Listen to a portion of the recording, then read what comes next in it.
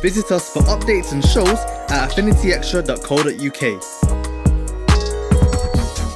The views and opinions expressed in this podcast are personal and do not necessarily represent the views of Affinity Extra. When somebody dies, full stop, it's one of them ones where you're going, wow, pray for the family, man. This is why I'm doing ideologies. I will keep repeating. We need to learn to agree to disagree in an agreeable and respectful. The reaction to the murder of Charlie Kirk is indicative of the toxicity of our political discourse. But you have to realize that flag said to me as a young person when I was young, don't go down that street. And because you're not one of them. Under the presidency of Donald Trump, he has been able to bring about a peace plan that, oh my gosh, Israel with the leadership of Netanyahu and the Hamas have said, okay, let's stop fighting. If Donald Trump won the Nobel Peace Prize, I will put my hand up and say, listen, say what you want about the things that he said or did before. I don't know.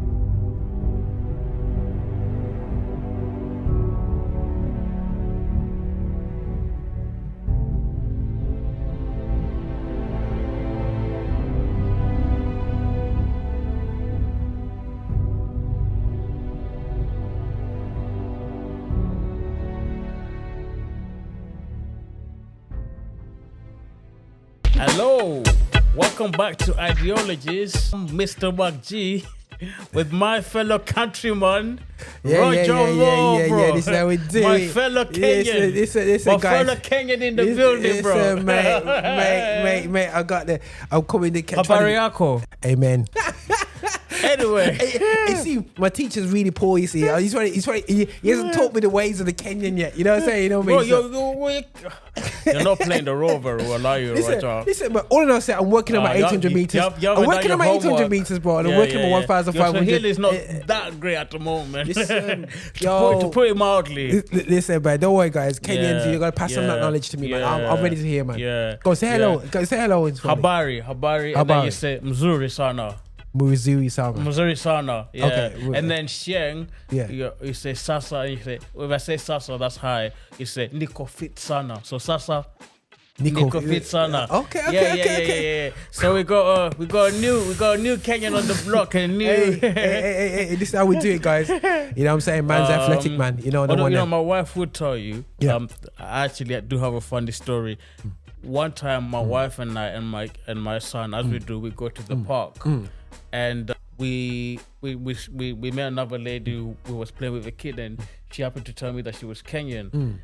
We started speaking in Swahili. Okay. And then she said to me, your Swahili is bad. So ever since then, my wife, bless Jessica, she's like, you're a fake Kenyan. You're a fake Kenyan, bro. Yeah, man. Your Swahili is whack. Tell him. Because as soon as because I asked the lady, oh, you from Zimbabwe? No, I'm from Kenya.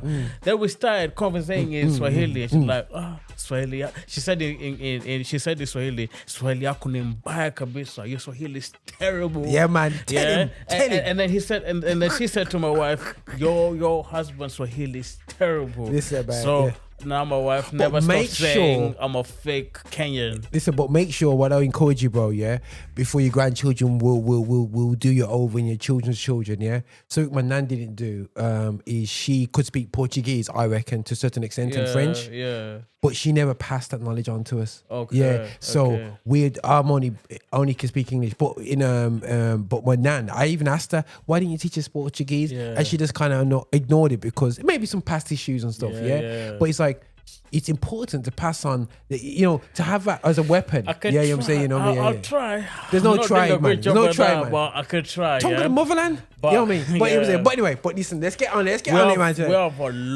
We have a lot to get through. And this episode, I think I've been avoiding. This episode is the most important of all. I've been avoiding. It's tough. There's been a lot has happened.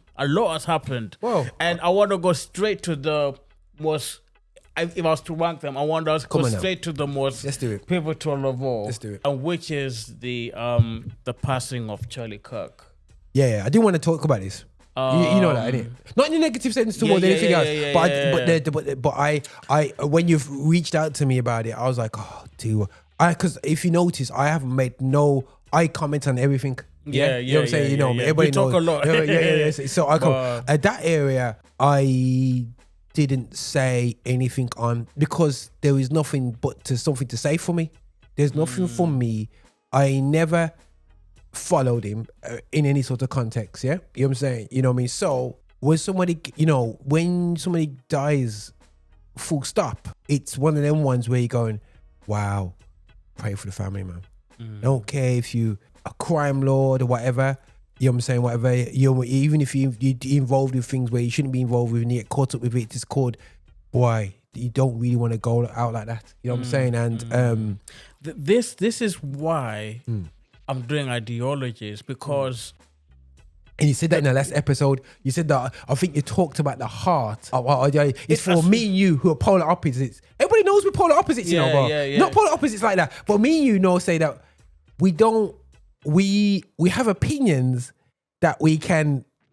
Yeah, we don't see eye to eye. But we learn to agree to disagree in a respectful way.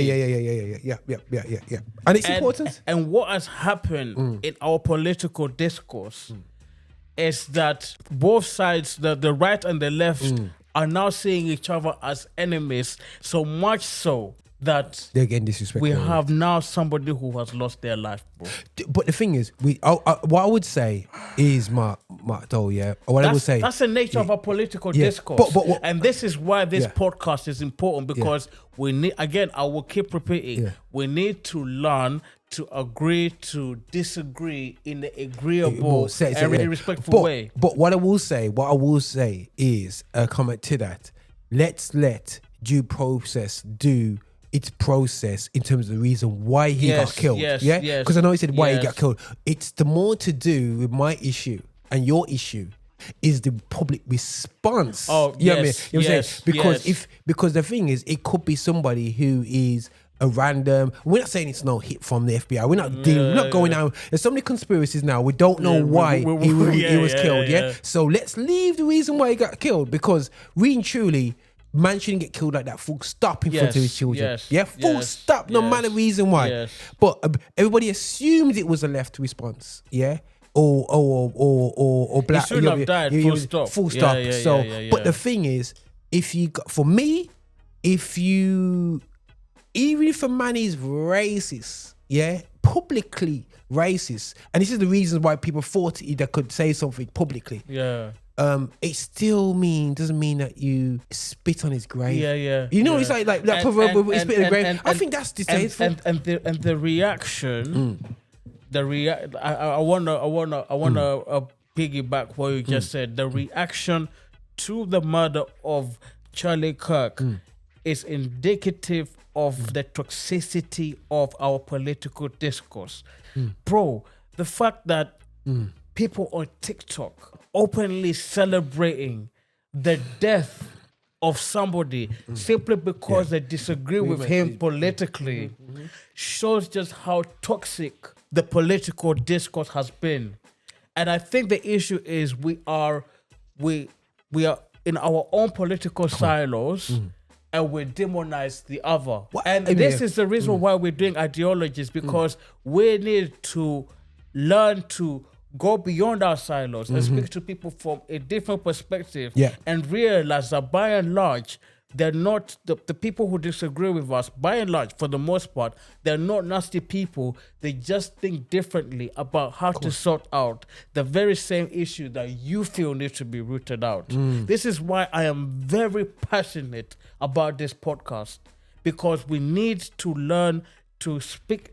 The nature of our political discourse has been toxic, such that people are celebrating the murder of this man. And at this juncture, I also just want to say from a Christian perspective, because we are a Christian radio station.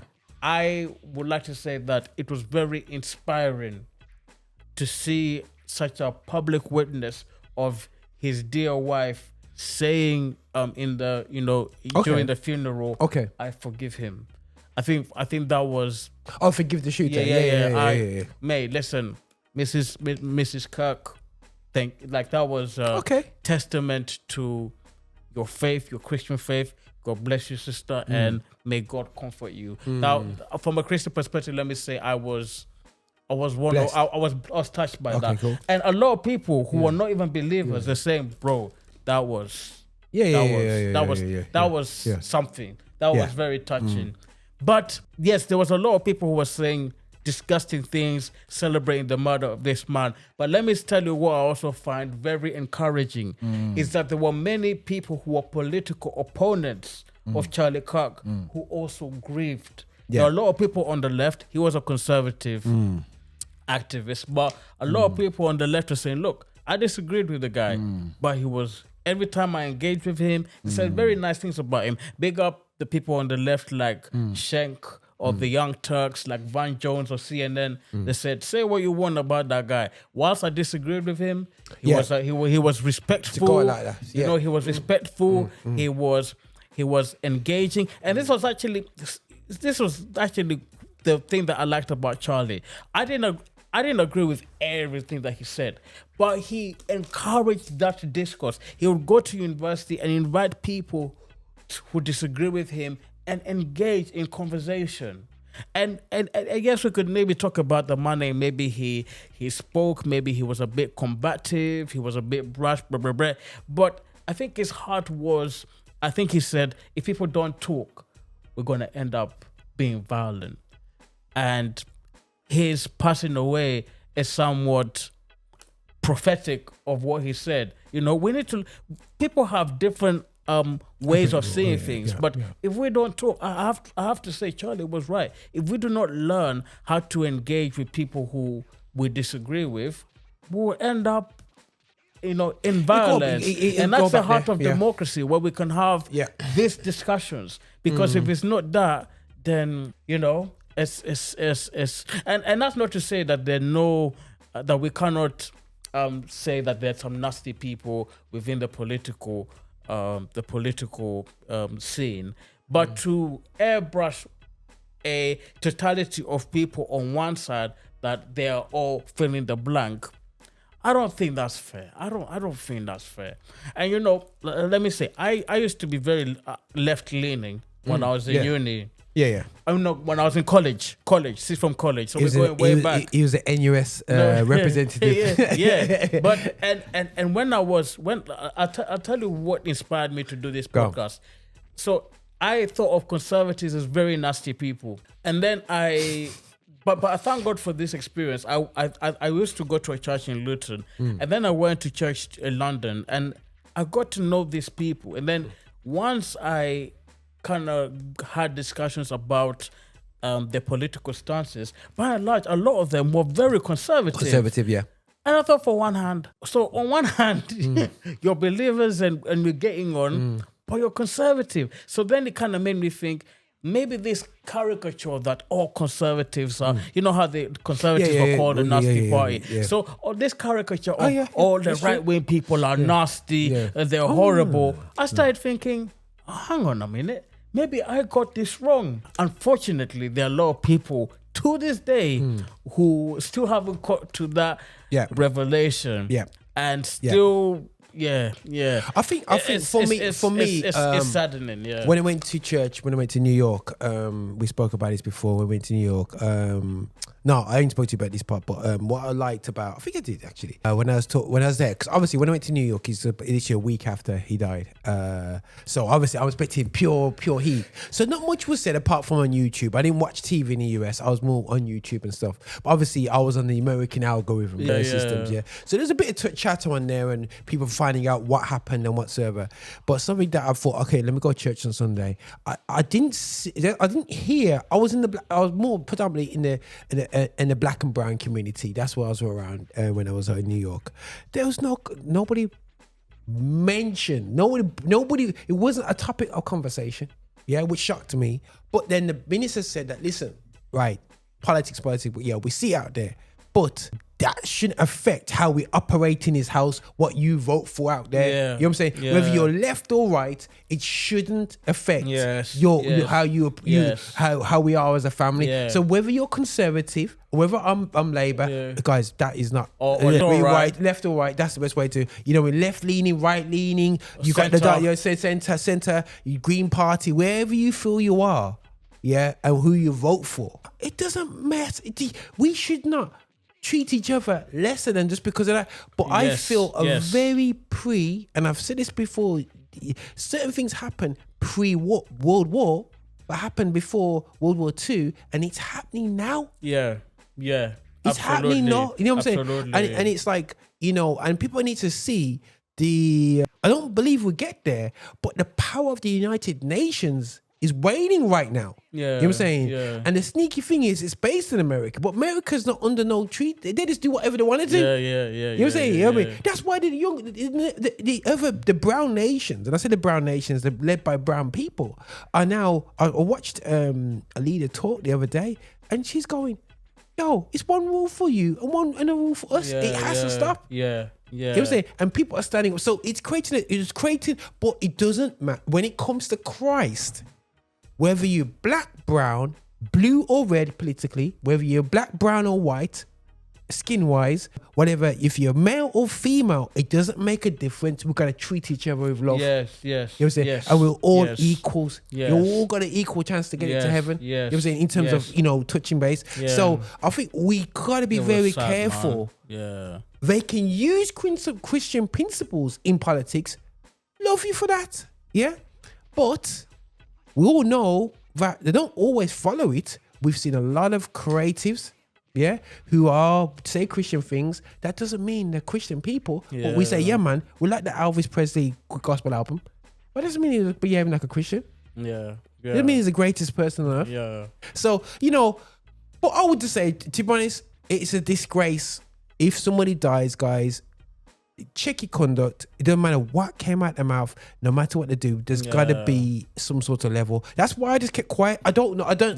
I could see the bits of, he said this, and what he said was out of order about black people. The elements I saw, in terms of what he responds, because I can't base it off clips. You know what I'm saying? I've got to I've got to go journey with you. Let me see all your talk. Let me see look at the wider context, you know what I'm saying? So absolutely, I don't want to get involved with what is. But what I will say is that when you are talking in public and when you are in front of the camera, be very wary. Modern speakers understand they're going to get clipped. This is not a 1985 people speaker. can clip this and take something that you said out of context. 100%. So I've got to be ready that whatever comes out my mouth, you almost got to word it in a way that you want it to be clickbait, because everything you say, you can be clipped. So you got to almost, every sentence has got to be careful. It's you know what I'm saying? But Nidla, I mean, as Christians, we should definitely model that. We should definitely, as people who have the love of Christ in our hearts and we are filled with the Holy Spirit, we should be able,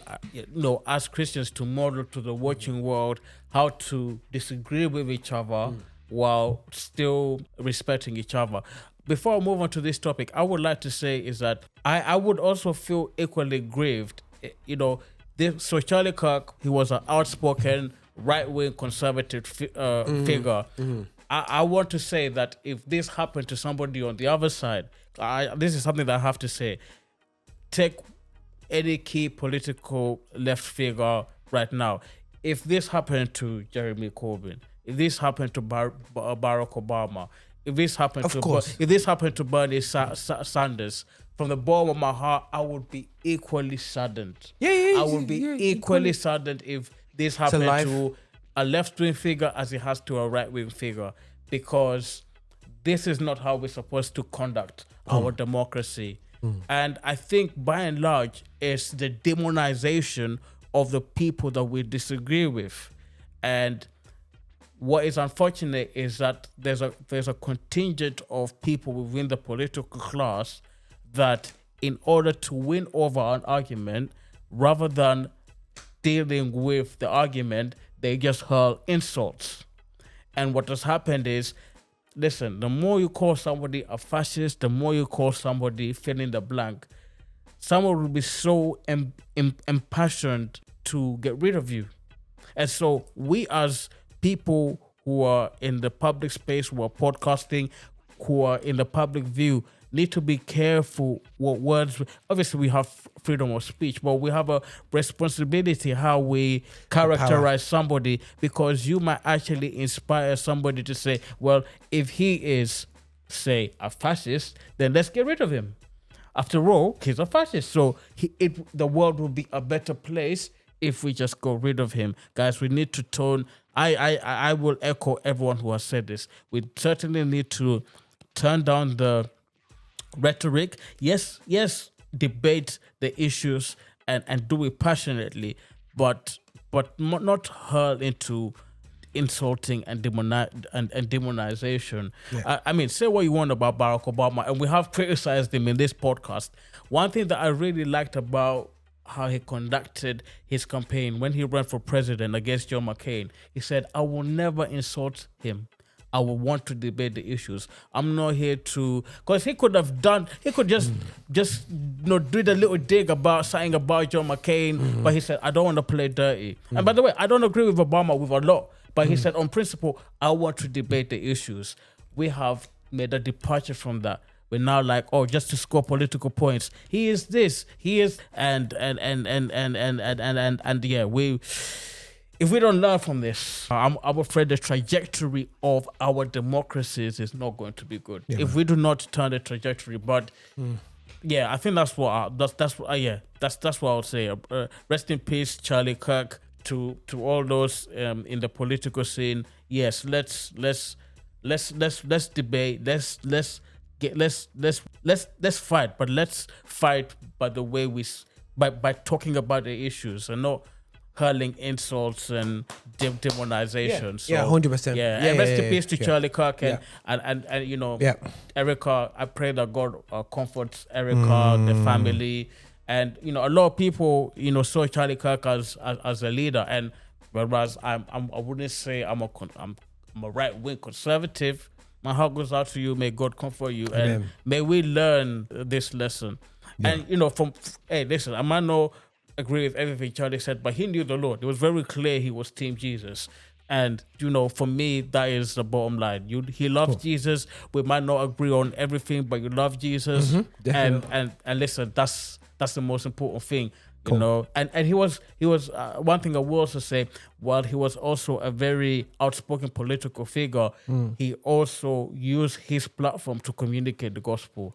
And so, hey, listen, you know, people heard the gospel from the things that he said. In addition to his political rhetoric. So listen, God bless him. God bless him. All right. So another, we move from there. Obviously, I know you want to get. So you got your flag there. Yeah, man, flags. So we're moving on to topic number 2. So we're talking about flag number 2. We're talking to topic number 2, which is the flag issue. So there's been a matter. In fact, let me just go straight in. Even Gary Neville. Did you see what Gary Neville said about? But the thing is, the flag thing. We need to go. When I say thing, no disrespect. This was happening from August. Yeah. Let's go. Let's go to fundamentals. So a brother called. Keep forgetting his name. Tony Robbins or whatever his name is. Tommy Robbins. Robinson. Yeah. Luton fella, by the way. That's Luton guy. Kicked off because one of my names to give him too much trouble, man. You know what I'm saying? But for me, a march was built up because he planned up this march to march for I don't know what it's called, but imperialism, whatever you want to call it, about, you know, get the flags out and whatsoever. Now, I've said that I don't have an issue with the England flag or the Great Britain flag.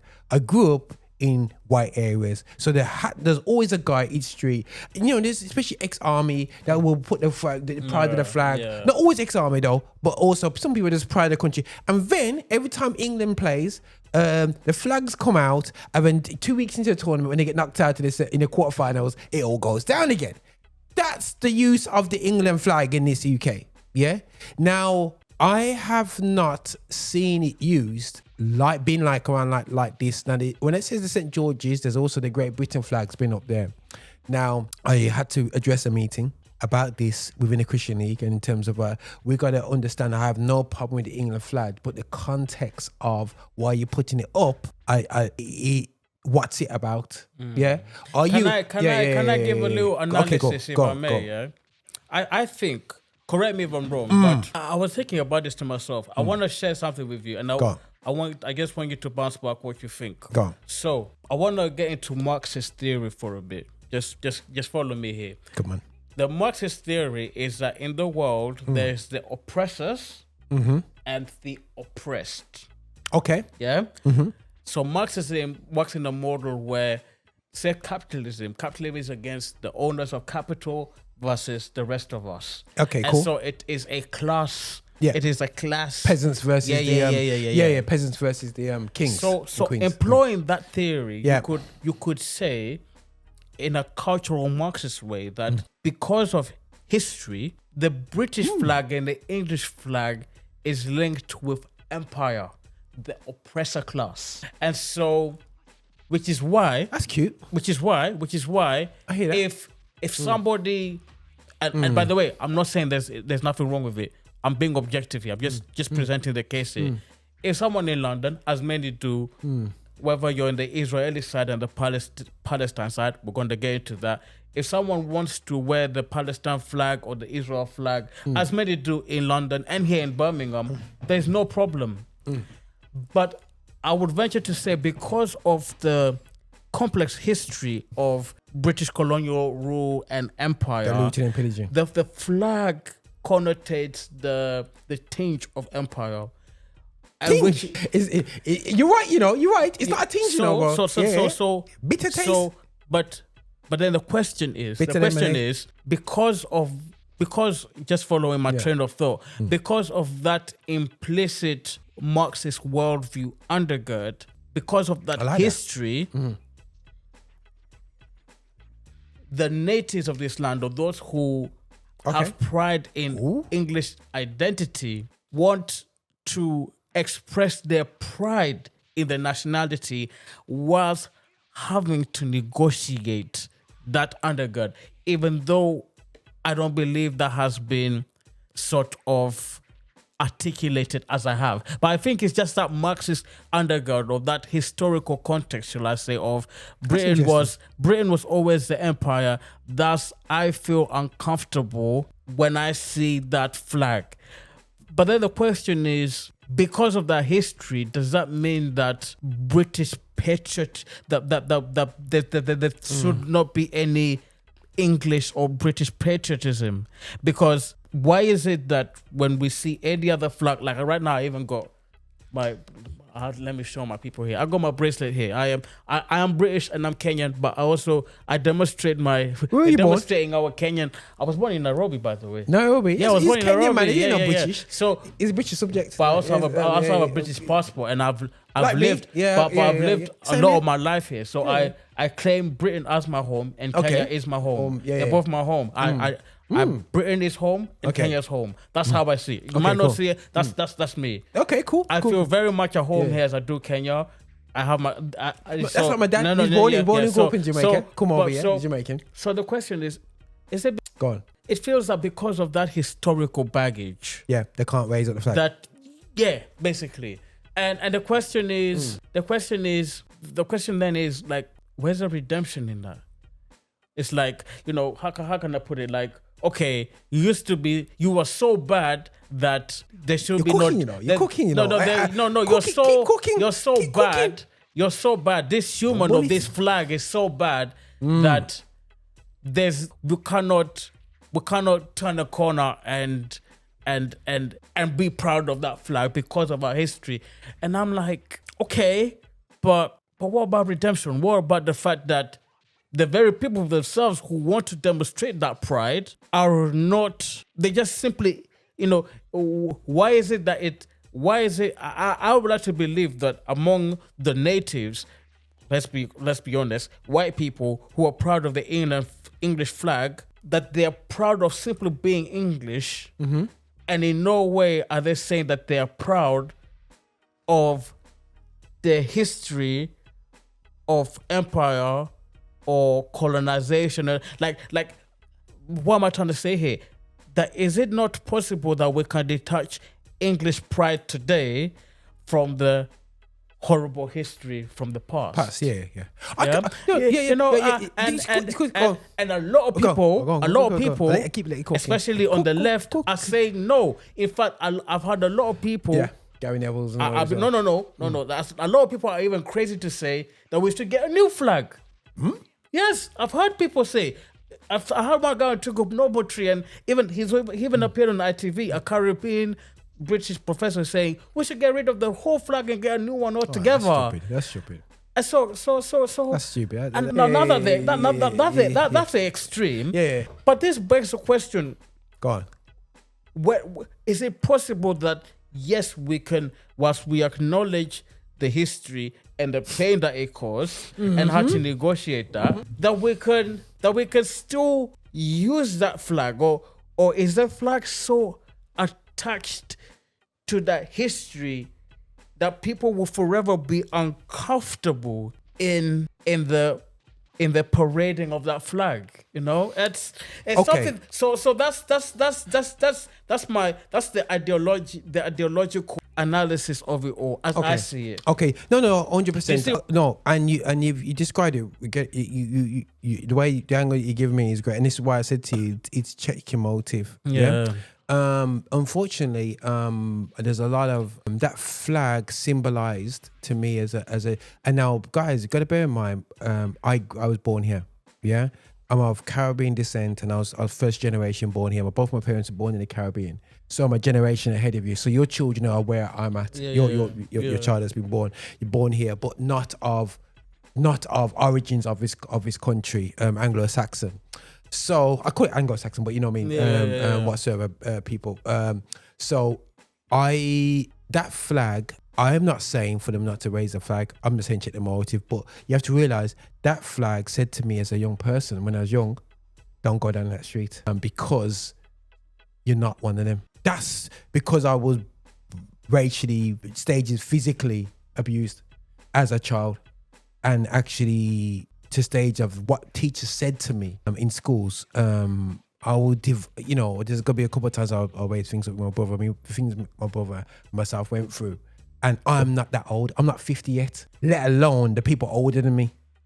So I seen shops with BNP, KKK that don't have that now, but the Asian corner shops have that on. I witnessed that as a teenager.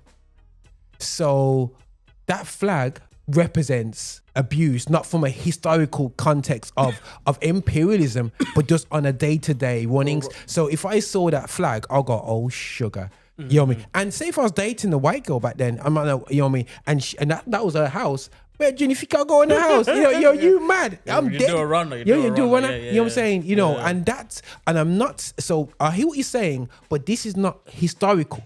This is years ago, and also the context of how the empire was educated. Yeah, bro. Yeah, and this is why I said to you. Many times, reparations to me, it'll be nice to have the money, but forget the money, look at the education. We never discovered the Americas, we conquered Americas. It was already people on the land. How can you discover a land like the moon? You don't discover. It was a human conquest. You know what I'm saying? Okay. And the people who are there, the Donald Trumps, the leaders, the white leadership is part of the generations of your white Europeans that have gone over there to lead a land that's not theirs. Same for Australia, the same for New Zealand. It's not their land, but they're in controlling positions. Take that out the side. I would say check your motive of what you're doing it. What has hurt me from a Christian standpoint, that I was told, black people were told to keep away from Black Lives Matter because of its left-leaning context. Yeah, You're cooking. Don't go left. I was told by leadership, black and white leadership, don't go there. You're cooking. Because the left, we don't do Marxism. We left. So the equivalent that Tommy Robinson's there. I have seen white Christians call him he's close to God. You know what I mean? So for me, the polar opposite of Black Lives Matter. So you see a hypocrisy there. You're noticing a hypocrisy. But they're singing Christian songs at this march, waving the flag, and they're saying, I'm extracting what people are saying, white people in our churches, and connecting revival to this march, and also the St. George's flag representing the cross of... Listen, guys, St. George is the pun in Georgia, yeah? The origins is Georgian. You know what I'm saying? End of this, so it's not an origin story. What you have to realize, fish and chips, no, potatoes are not from this country. You know what I'm saying? It's unfortunately the actual Anglo-Saxons are not the originals. They were pushed out. The Druids, the Celtic people were pushed out of England.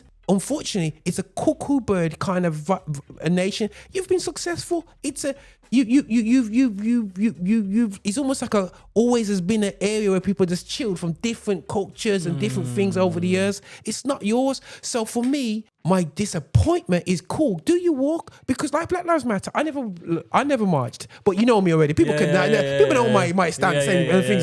So I never marched because I'm saying I'm already making my stand. I don't have to do my guilty march. You know. So I just want to make sure that I've heard you clearly. Cool. So what you were saying is that on the instance when Black Lives Matter movement was on the rise, it was very clear what people were saying from the church is that because of their ideological point of view, that we should that he was encouraging and Marxist gay organization, which it was, to be honest, it's founded by but because of that, they refused to see. It says there's one word there, nuance. Let me follow you. Go. So what they failed to negotiate is that in as much as the organization is as they have described, the nuance there is that we need not to forget the context for the original context for which this organization is derived, much as it's imperfect, which is racism. Right? So again, so what you're saying is they said no, they did not invite nuance, and yet here I am now talking about the England flag, and now they wanna discuss the nuance. And bro, I think you cooked there. I think that was a very good. What I want to say is, if how you have described is happening is your experience, then I can see the hypocrisy and maybe the disconnect. So they want to invite nuance when it comes to the England flag. Yeah. However, when we talk about the issues to do with Black Lives Matter, because of the and you and I, there's a lot of stances of Black Lives Matter organization that I totally agree with. But we can still appreciate the nuance of, hey, listen, that racism is a thing, and it's a problem, and it's been an issue that has impacted Black people, and so it's like you want to invite nuance on this issue and not that issue. I have to say, Roger, that's an interesting point. That's a very interesting point. And for me, bro, what's even more with the flag, I'm not saying you shouldn't roll with your flag. I'm far from it. I'll be honest. I don't think. I wouldn't agree with people on the left who just feel that the British flag and the English flag are completely irredeemable. No. I'm just not of that view. The motive of this movement right here is showing that. This is what I'm saying. But this is something that we can say that both in the Black Lives Matter and with the English flag people, that there's some people who have nefarious. There's some people who have good motives and there's some people with bad motives. Of course. And so what we need to, rather than blanket analysis of these both groups that we have discussed, that we should approach it with a bit of nuance rather than a blanket, a total blanket. Oh, they're bad, they're good. There is a, you know what I mean? Because even among the protesters, I'll say this, I could get killed from this, but even those raise a flag thing, I think there's some people who had legitimate concerns. But of course. I also say there was some nasty bites. Yeah. Similarly with the Black Lives Matter, I mean, the reason why I detached from them is because they wanted to kind of go against, this heteronormative family thing that I am a proponent of as a Christian. And I'm not down with that. So even for me, I'm like, So we take with Black Lives Matter, for example. Whereas, again, it's nuanced. Like, I don't agree with this. I agree with this, but I don't agree with this. So, yeah, it's interesting what you said there. Yeah, and what's concerning for me, it's like in the same breath of what I see going on, they're saying, "Oh, there's no nation in Christ. There's no this," but yet the nation is being lifted up with the St. George's flag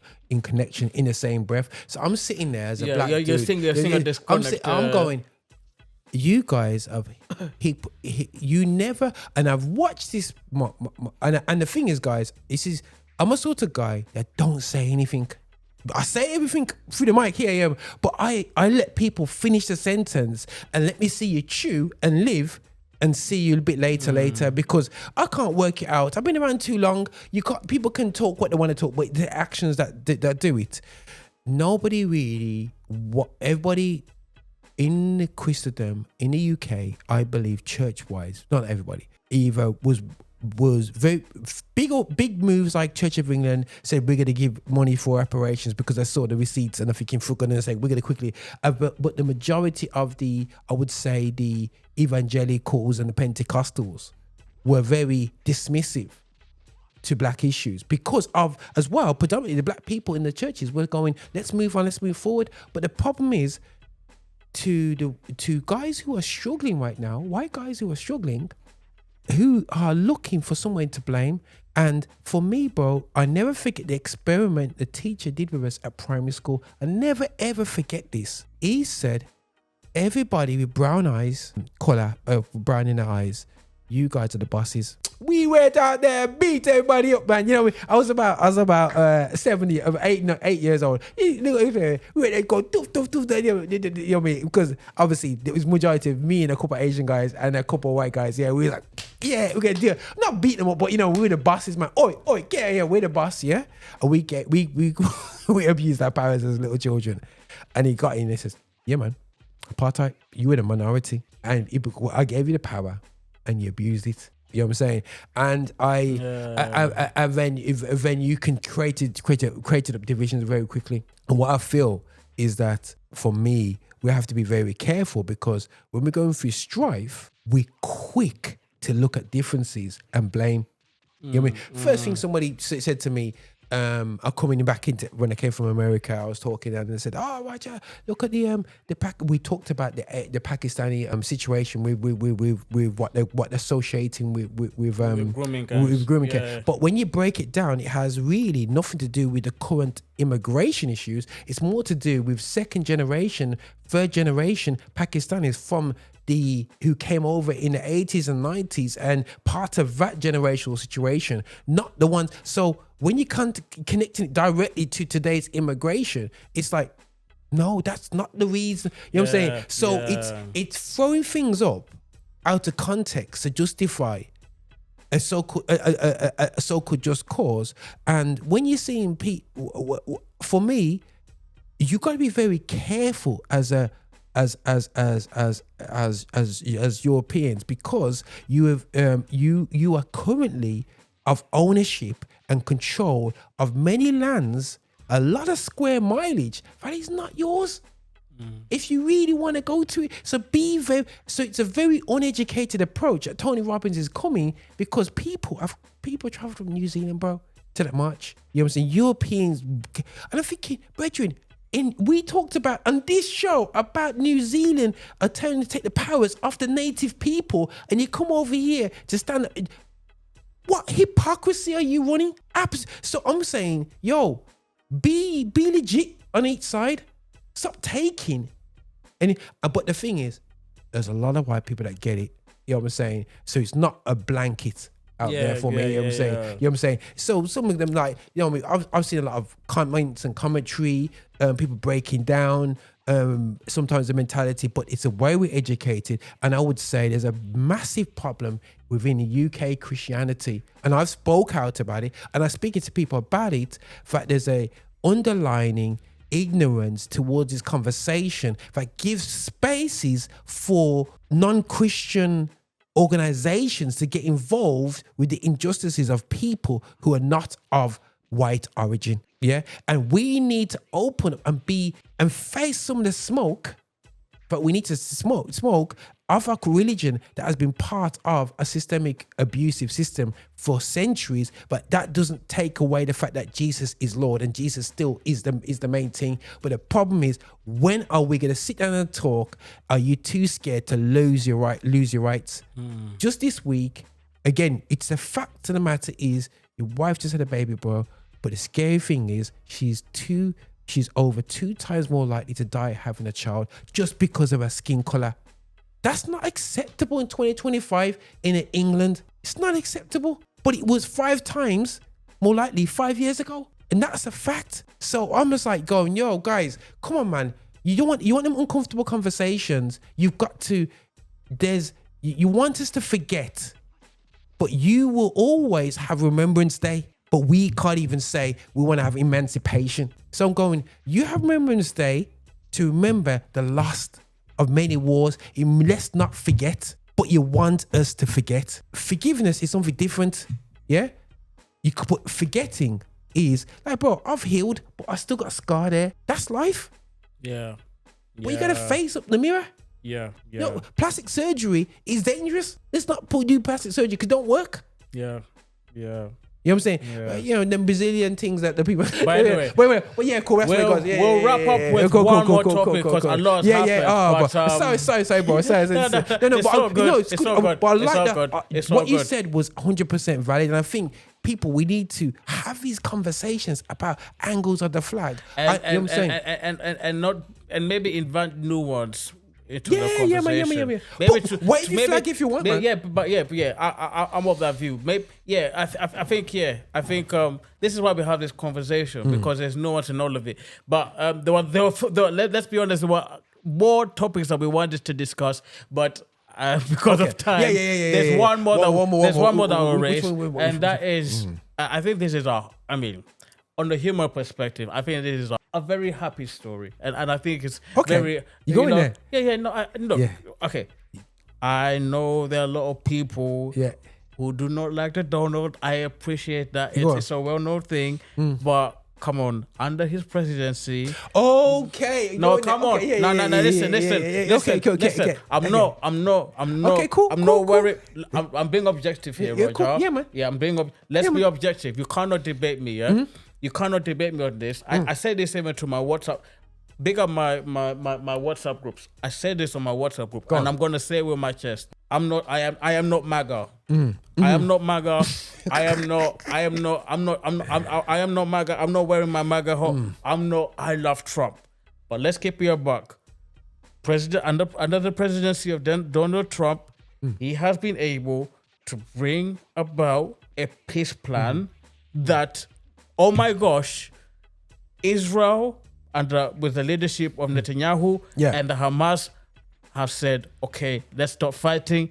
Let's commit to this plan. Now, a lot is made to be seen in terms of remains to be seen, but bro, it was heartening for me to see on one side people in Jerusalem are happy, people in Israel were celebrating, and people in the Hamas, like, and people moving back home. People moving back home. There's a joy from both on both sides. At last, man. And this is because large part of the work of Donald Trump, the Trump administration. So hey, listen, I'm not gonna kill me, hate me what you want, but now power to him. No. Listen, power. Thank you, President Trump. Thank you, Benjamin Netanyahu. But he I think from what. Listen, I'm not saying these guys are great. You know, even Netanyahu before all this happened.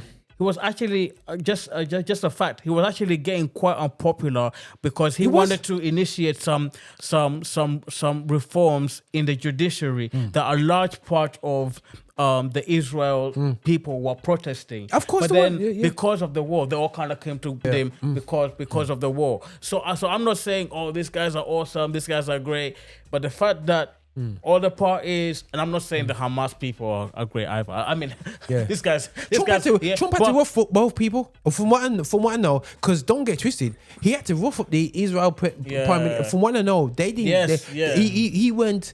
he got himself in. He was very stuck in his ways, you know. You know what I'm saying? He was, and a lot of people argue that if it was Biden at the helm, I don't think he would be able. I mean, did you see how Biden? I mean, I'm not talking about his political ideology or nothing, but he wasn't there. You know what I mean? I don't know if Kamala would have hacked the job. Maybe she could. Maybe I mean, we don't know. But Trump, I think Trump's such a cowboy that he could go in the room, lock the door. He's shown already. He chats so much. Like, he's a cowboy. He'll shut the door and he'll rough you up. He's the sort of guy that goes, right, no cameras.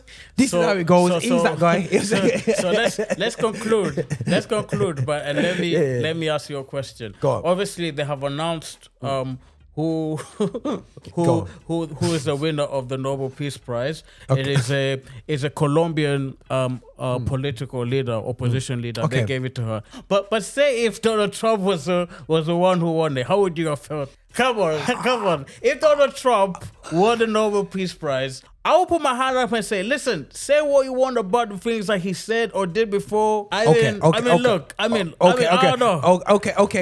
Okay, cool. I would not debate it. I would not. That would be a hard argument to make that he doesn't deserve it. Oh, I did. On an objective standpoint, the fact that he brought those two parties together and said, enough is enough. Yeah. War is, let's have peace. And the fact that he achieved that with his administration and, you know, leading the negotiations, alongside also the other countries in the Middle East like Qatar and Egypt, we thank them for their involvement as well. But look, he made it happen. He made it happen. And I think even I think the Nobel. Here's what I think. I'll conclude. I'm going to give you some of the names. I think they had the Trump name in the hat. Yeah. But because they knew that might they just threw it away. But listen. I think the Trump government did. I think the fact that there is now no more, the war has been halted. Thank you, President Trump. I think he did a good job. Okay. Hate me if you want. Hate me if you want. Oh, Barack Obama's in the Nobel Peace Prize. He won. But the argument is that do you know why Barack Obama won? Oh, don't get me started. Because of his desire to get rid of nuclear weapons. Yeah. Because of his desire. Yeah. And he do you know who were the candidates during Obama's time? Yeah. Included later on there's this. Sorry, guys. Remember the Congolese? There was a doctor who Yeah. So Obama won over him. Yeah. I mean, sorry, President Obama, but come on. I mean, even Obama admitted Kofi Annan. Yeah, Kofi Annan. Let's be honest. Even Obama said himself he didn't deserve it. Yeah. I'm just going through this. But does Trump deserve it? That's a question I would like to pose to you guys. Hey, here's a good one for you. Yasser Arafat won it. You remember Yasser Arafat? Yeah. But guys, there's been a lot that has happened. Desmond Tutu. Find the remarks, bro. Find the remarks. Okay, cool. Yeah. So Mother Teresa. Trump has brought about a peace plan. My comment is sometimes, bro, you need somebody big. Listen, he's a cowboy. I always said he's a cowboy. You say he'll go in there, and if he says he's gonna do something, people like Trump, I actually don't mind working with because he'll show you he's going. Gets things done. You know what I'm saying? Whether I agree or not. My friend said to me, because they got an issue with the immigration thing going around in America, everyone's going crazy. But my friend said to me when I was in New York, he said, this area, the gang issue they had there, we didn't hear about it, but Trump sent the man them in there and sort out the thing, you know what I'm saying? Just waiting there, sent in National Guard to sort out the gang issue. And he said, yo, Roger, it's been quiet since, Listen. So I don't know how he does it, but hey. I know he didn't vote for Trump, but he did his job. So I'm not a Trump lover, but the thing is, end of the day, he done the job, and sometimes you need a season of it's like Winston Churchill. You go. Yeah, I'm saying. You go. Give some people are just built for this life. Yeah, you know what I'm saying. Some people are built for it. Trump is a tough cookie. He ain't no soft teddy. No. Not at all. Yeah. But yeah, man, interesting episode, bro. Every episode. You're saying interesting perspective on the flag. People really cheap on the flag situation, and again. you know, commiserations, as I said, toward Charlie Kirk and his family. And we pray that we learn as human beings that this can easily happen, and we're just able to have this conversation. I don't have to kill you afterwards, man. We just chat and we drink and we call afterwards. You know what I'm saying? And, you know, we do our thing. Yeah.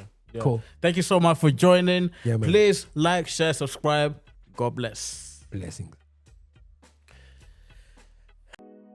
Thank you for watching the content we're putting out. Listen, make sure that you are liking, subscribing and following us on all our social channels, including patreon.com. Make sure you're finding us on there to support what we do so we can support you.